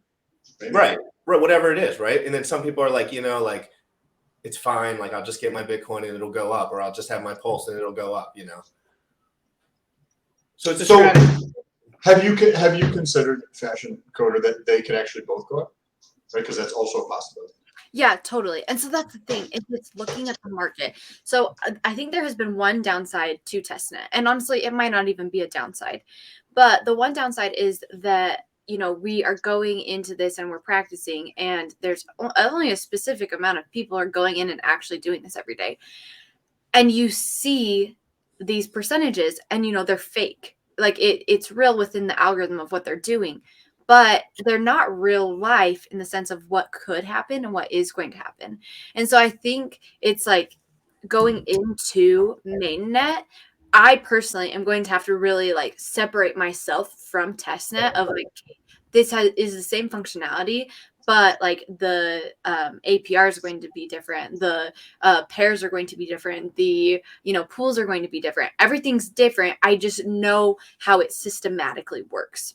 So I think that's the one downside, is that we are seeing all these numbers and seeing how things are doing in testnet, but it's not real life. And so going into mainnet, you kind of have to like wipe your brain, like erase your memory. Is it like too good to be true in your mind at this point? Is that how you're kind of like perceiving it? Because you're like, fuck, 300%. This is stupid. Yeah, exactly. And who knows? Like it could do that, and if it does, that's great. It does. It could do more. Yeah, it does. Exactly. There's guys out there that know exactly what it's gonna do too, and like they're not obviously not gonna say it. Like, I'm gonna share green room talk with some of those guys that are big bag holders is very different than stream talk. FashionCoder, I just shared a link in the private backroom thing, and I'll share it over here on the other site. This is a aggregator, and I'll actually pull it up in a second, but this is a aggregator for like staking in terms of, or earning yield in all sorts of ways, right? So you can come over here and you come down and be like, and these are projects that are already out, right? So, because I think that I was like the same thing. I was like, this is stupid. Like you 400%, 600%. This is absolutely insane. So if you go,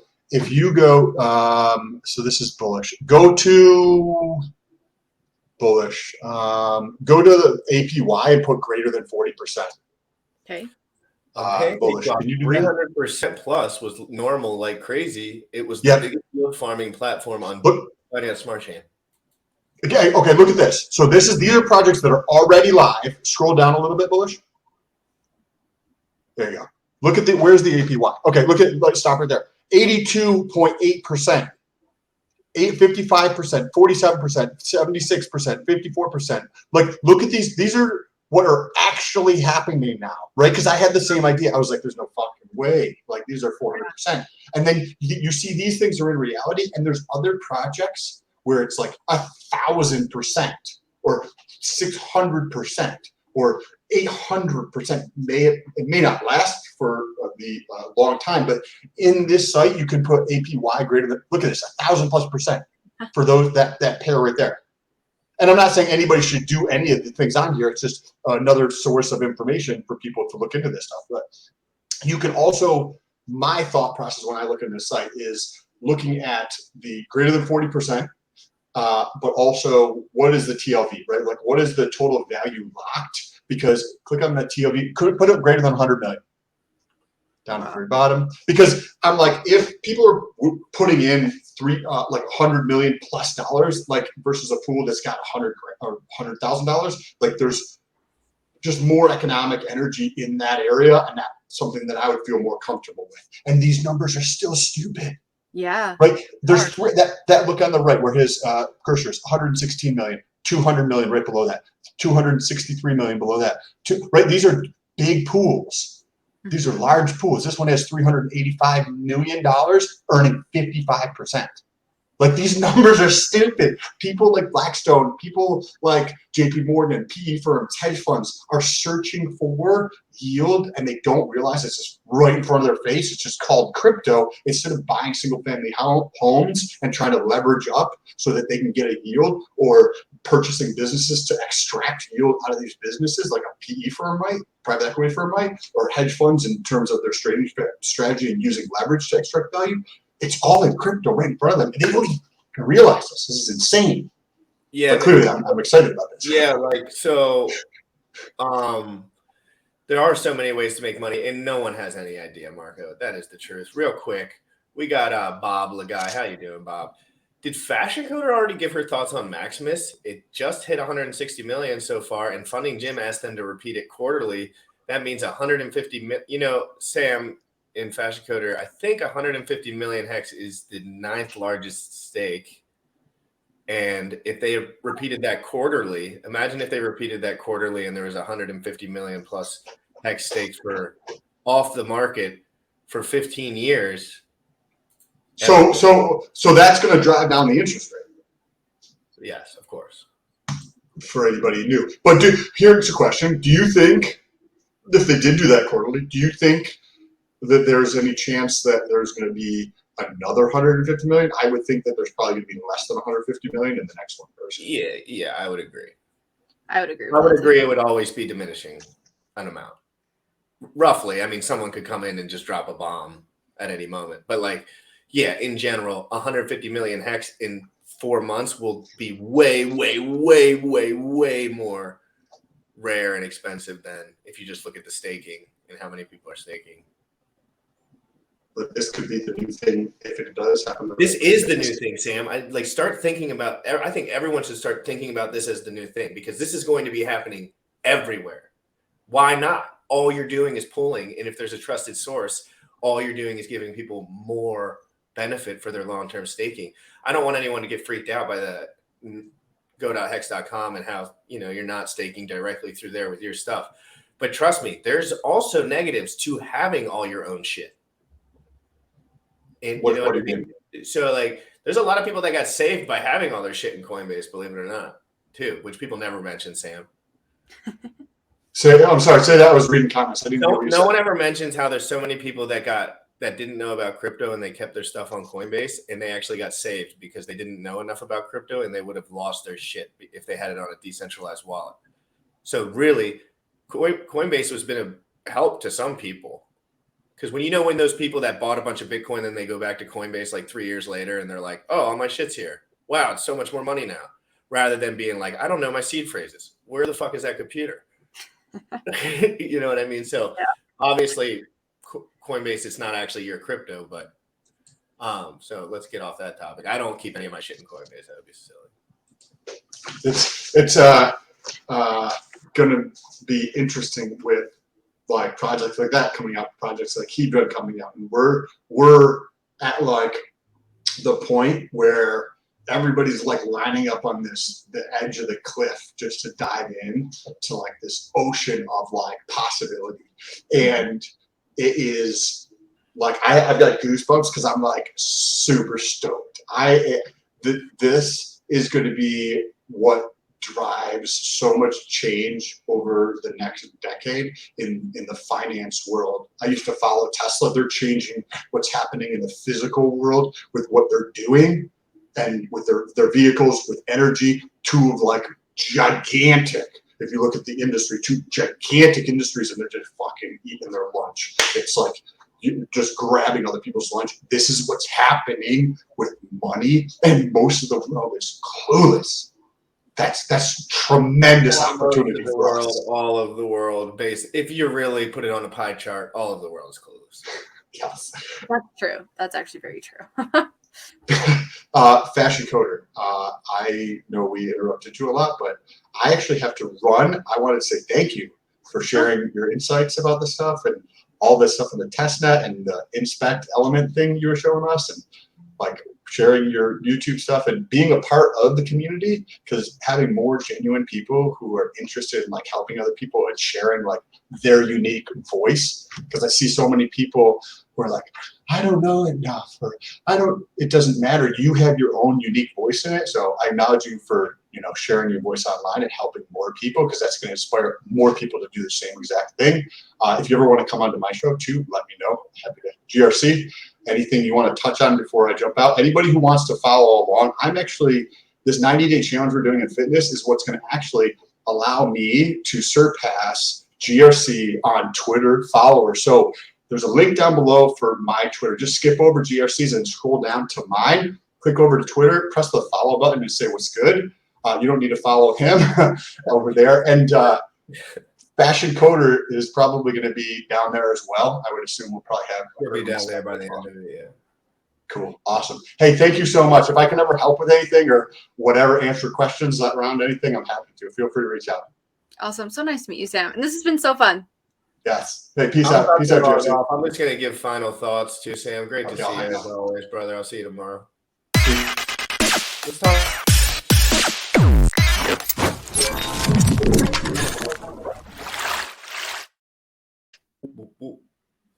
Hold on, I gotta change the background. What up? How have you enjoyed your time? Yeah, this has been a lot of fun. Thank you so much for having me here. It's been great, and the chat's been awesome. And yeah, I feel like we've had a good conversation. So yeah, thanks.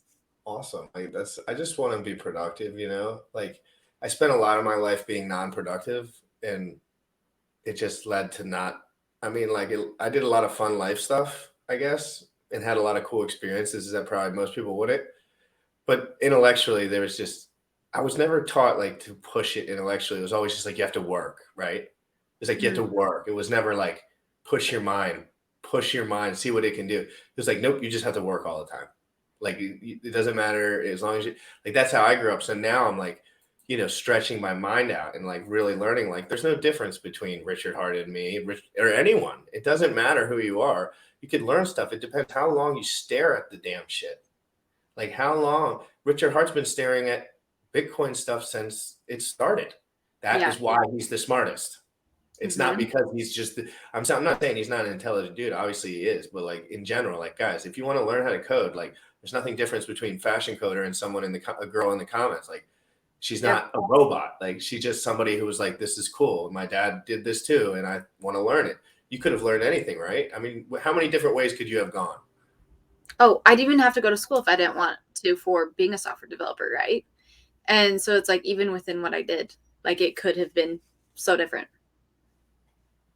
Yeah, it definitely could. Do you want to tell everyone where they can find you? And I'll drop one more thing in the chat. Yeah, totally. Yeah, tell everyone about yourself. There could be some new people in here. This is FashionCoder. She's a new streamer. She's awesome. She's very nice. It's very nice to look at. I mean, I know guys say this all the time, but it's so nice to look at a girl rather than a bunch of grungy dudes. Like, you know what I mean? And because I mean, the energy in crypto has been so masculine over the masculine, like it's like the Wild West, right? To have like girls like you, crypto stylist, you know, all that. I love that one show. I didn't that you were on. I watched it for a little bit. I could only tune in for a minute. Like all the girls on there, that was an amazing show. Like to see all Yeah. those girls in one space, I was like, this is pretty. This is like groundbreaking shit almost. It was really cool. It was so fun. It was so nice to like meet other women in the space too. And it's interesting like being in tech and then coming to the crypto space. It's like, oh, I'm already on a team of all men and now I'm in a community that's basically all men. And so it's like there's no difference, but it's fun like hopefully being able to bring more women into this space because like we need women in this space. Please God, we need women in this space. GRC can only do it so long with all these dudes. It's like they're all hard headed, their all egos are so big, and it's just like, oh my God, guys, can we please work together for 5 seconds? But that's what I'm going to real quick. Okay. Yeah, it's been really fun. I you know, pleasant surprise. You know, one thing about streaming is a lot of people it's hard to be animated while you're talking, right? Like, and that's kind of part of streaming, and a lot of people don't know that. So when they come on a stream, they're like not used to being a little bit animated and like ready to like present themselves to a group. So someone else who's already streamed is always so nice to stream with them. We don't need women. We have Jim Rat Crypto. Exactly. Thank you. Thanks, Briz. Thanks, Briz. I'll do enough shirtless pics for all the dudes with my meals. As I started realizing, I was like, I do a lot of shirtless pics, and pretty much 99% of guys just check it out. So I was thinking about that. But I'm gonna do a shout. It was great to meet you. I'd love to talk more. You got the best family in crypto, and you're wonderful. You're lovely. You're beautiful. Thank you for coming on the show. I really appreciate it. Oh, thanks so much for having me. This has seriously been so much fun. And I want to like pick your brain about a couple of things. So we'll have to meet up again. Yeah, please. Anytime you want, just DM me. I'm gonna be talking about my sponsors for like the next 5 or 10 minutes. So I'm just gonna let you go. But it was so nice to meet you. Like very pleasant. This has been awesome. And I hope we can talk really soon. Awesome. Sounds good. Bye, Jim Rat. And bye, everyone.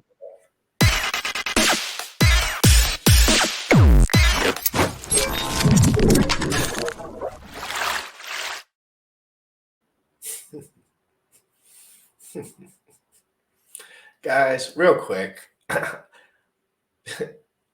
The Bradley Cooper of Hexaco. I've been called the Jake Gyllenhaal of Hexaco lately. Everyone, dude, I swear to God, I'm just saying this because it actually is occurring. Everyone, now that my hair's long, because I'm not cutting it till pulsechain.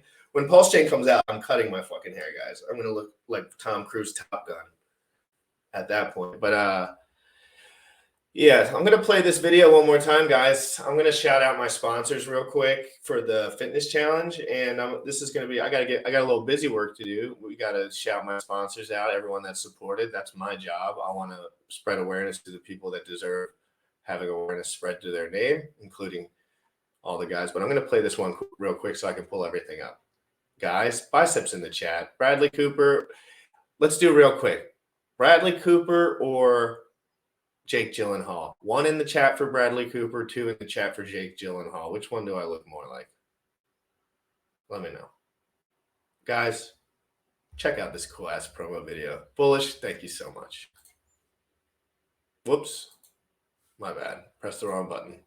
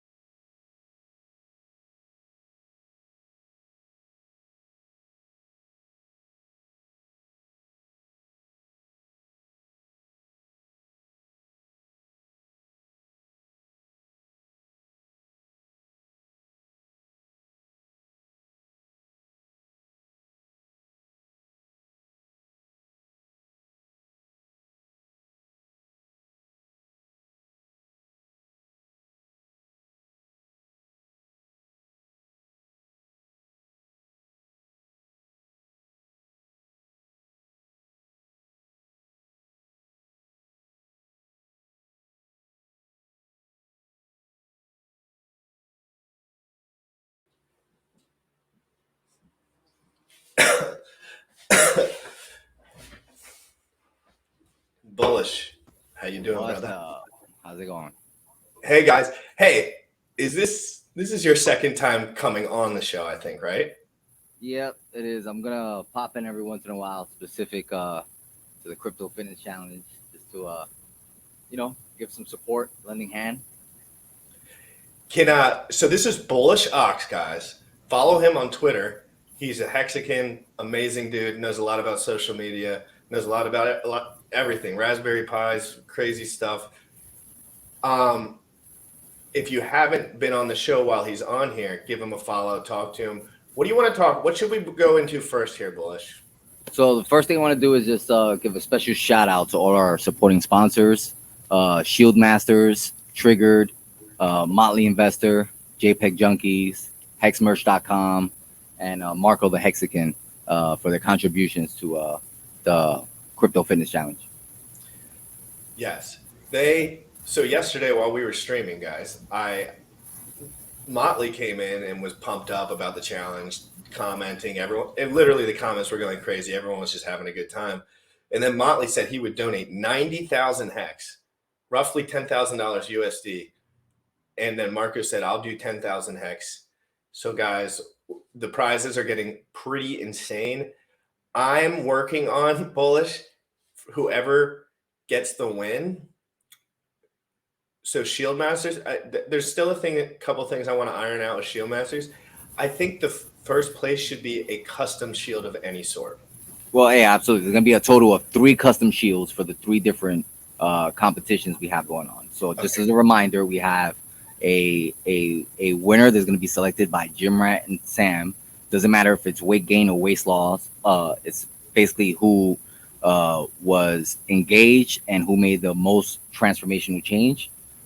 We will have another winner based on leaderboards, and we will have another winner based on community vote. And each of those winners will receive a custom shield from Shield Master. Yep, and that means your personal logo. If you have a personal logo like Marco the Hexagon right there, his little logo, Motley Investors logo, Hodl Dog, all those guys, they have their little personal logos. If you'd like that, Gerardo from Mintra ordered a couple custom shields just for the Mintra. They look amazing. Yeah, and if anyone wants to order a custom shield before the competition starts, just go to shieldmasters.com, use promo code GRC50, and you get $50 off. Yep, use the promo code. Guys, they're very expensive. If you do not have your positions acquired in crypto, it is not where you should be focusing your time, in my opinion.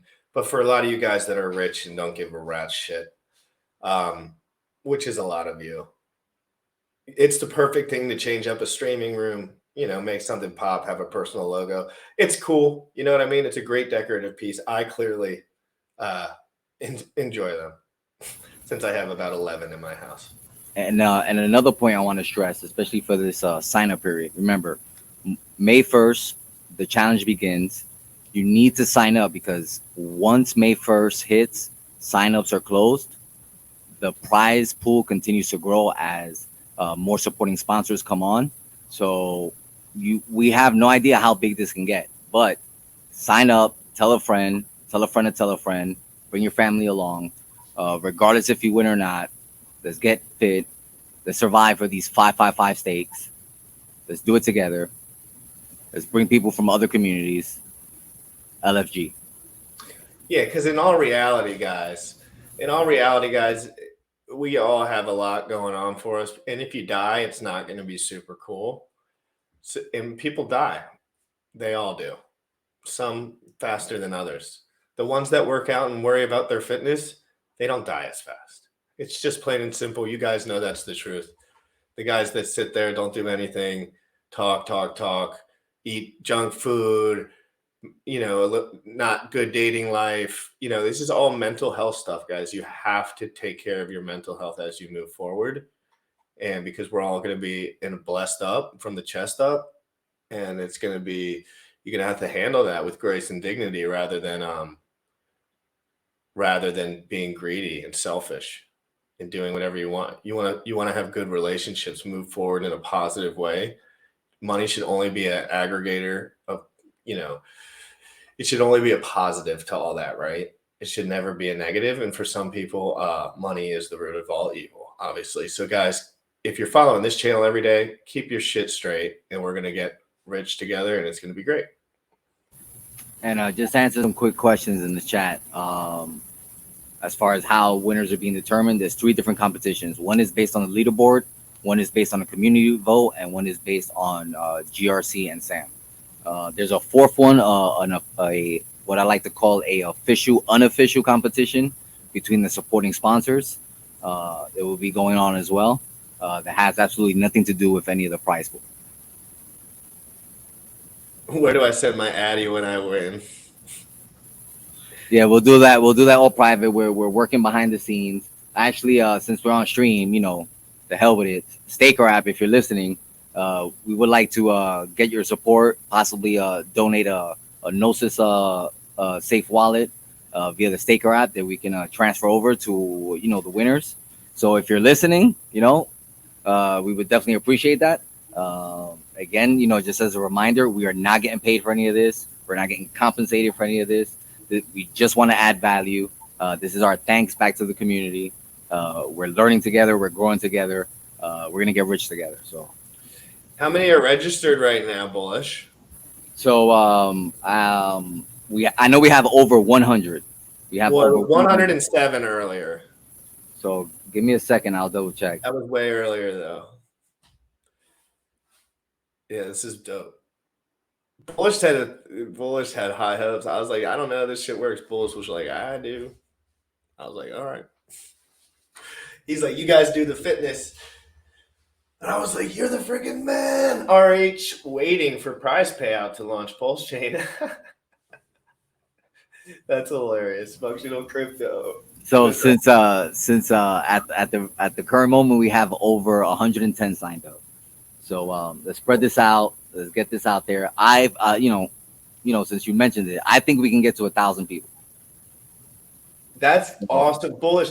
Okay, guys, when I set this up in the beginning, didn't even set it up, I just tweeted it. I thought maybe I could get 20, 40, 60, 80, 100 people. That would be amazing. And Bullish just stepped in and he said, hold my beer, or whatever. Drop the mic. The whole thing. It got 110 in the first 24 hours, guys. 110 signups in the first 24 hours. Free of charge. This is the biggest fitness thing that's ever happened in crypto. So when you want to be a part of it, it's the first ever. Could be the best ever. Yeah, this thing has like wheels of its own. It's truly transformational. It kind of forced us to like step our game up even more than we already had anticipated for this fitness challenge. So trust me, we will not disappoint. So share this out, get people to sign up. Any supporting sponsors who are listening, reach out.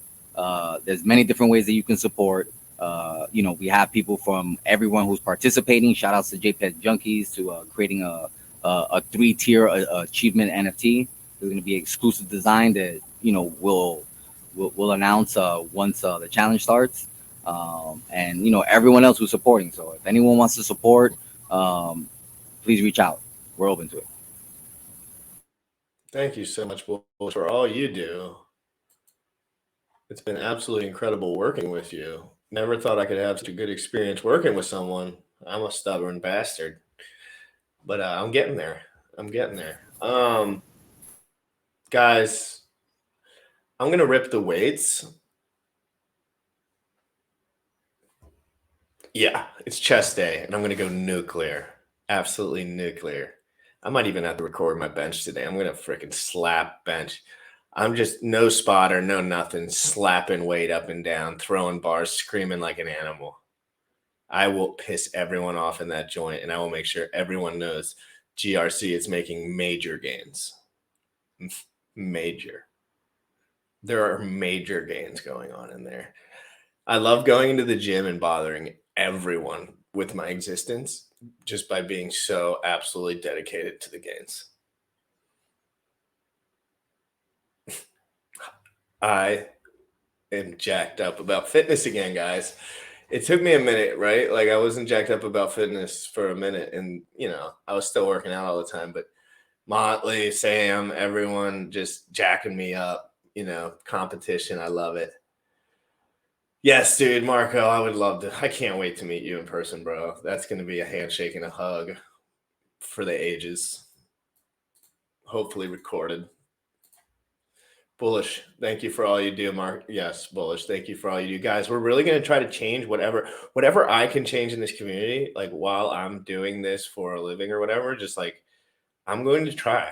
I'm just going to try everything. Like I didn't know how to do this shit. Bullish helped me. I don't know how to do a lot of shit. We're going to figure out as we go, but we're going to put in max effort.